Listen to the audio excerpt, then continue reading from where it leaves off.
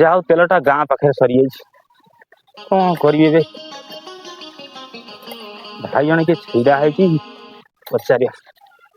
ଭାଇ ପେଟ୍ରୋଲ ଏଠି କୋଉଠି ମିଳିବ? ଇରେ ଭାଇ ଏଠି କଣ ଖୋଜୁଛେ? ଟାଙ୍କିରେ ମିଳିବ 5-6 କିଲୋମିଟର ବାଟ। ଭାଇ ଖୋଲାରେ କୋଉଠି ବିକ୍ରି ହଉନି? ଇରେ ଭାଇ ଖୋଲାରେ ସବୁ ପେଟ୍ରୋଲ ବିକ୍ରି ଉଡିଯିବନି। କୋଉଠିକା ଲୋକ ଆଇଛ? ଅଦ୍ଭୁତ ପ୍ରକାରିଆ ଲୋକ ଗାଁରେ ଅଛନ୍ତି। ଏଇ ଭାଇ ଗୋଟା କିଏ ଦେଖାଗଲାଣି। ଏଇ ଭାଇ ଠିକ କଥା କହିବ, କଥା ଟିକେ ବଦଳିବାକୁ ପଡିବ।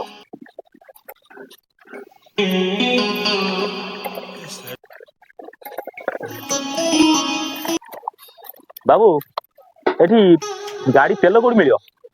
ସାରେ ଏଇ ଟିକକ ଆଗରେ ମିଳିବ। ଆଚ୍ଛା ଉପର ସାହି କୋଉଟା? ସାରେ ଉପର ସାହି ଏଇଟା।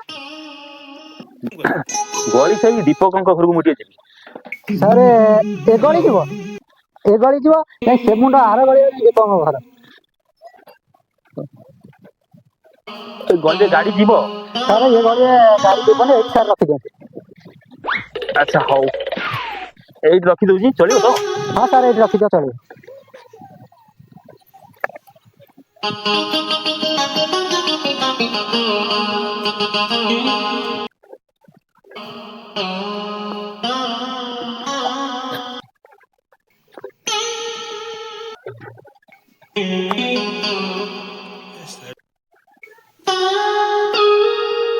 କି ଭଳିଆ ଗଳି।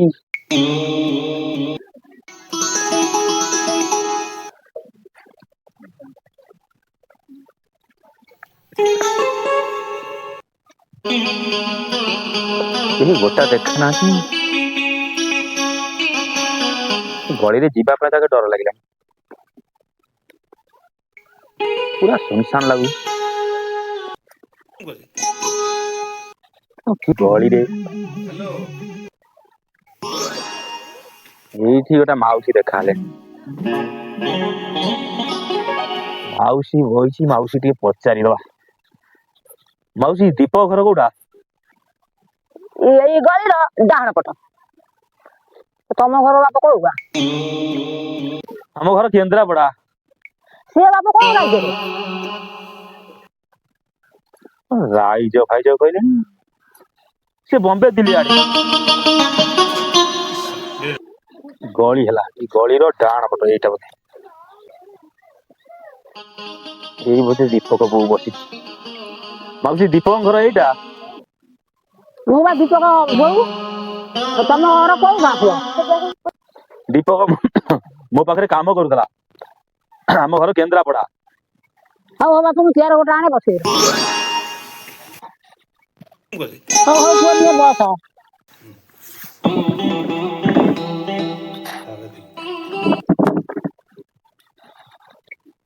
ଦୀପକ କୋଉଠି ଯାଇଛି? ତା କଥା ବାପ ମତେ କୁହ ନା। ଅସମ୍ଭବ କଥା। ପଇସା 5,000 ଟଙ୍କା ମୋ ପାଖରୁ ଆଣିଥିଲା କାମକୁ ଯିବା ପାଇଁ। ସେ ବା 8 ଦିନ ହେଲା ଗଲାଣି।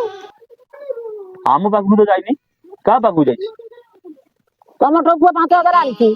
ଆଉ 5 ଜଣ ଆଇଲେ ଠିକାଦାର, ତାଙ୍କଠୁ 5,000 ଘିରି ଯାଇଛି। 8 ଦିନ ହେଲା କୁଆଡେ ଗଲାଣି ଆମେ ଜାଣିନୁ। ତୁମେ କଣ ପେ କଲା? ତମର ଏଇ ଜାଣ 5 ଜଣ ଆଉଛନ୍ତି ମୋ ଦ୍ୱାର ମୁହଁକୁ ସବୁବେଳେ। ତାକୁ ପଇସା ଦଉଛ, ମୋ ଦ୍ୱାର ମୁହଁକୁ ଆଉଛ। ଏଇଥର ଯିଏ ଆସିବ ତାକୁ ଶାଶୁଣି ପହଁରାରେ ବାଡେଇବି। ମତେ ତ ଗୋଟା ପଇସା ଦଉନି। ମଣିଷ ବଡ ଟାଉଟର ଭାବରେ ପଡିଗଲା। ହଉ ମାଉସୀ ମୁଁ ଯାଉଛି।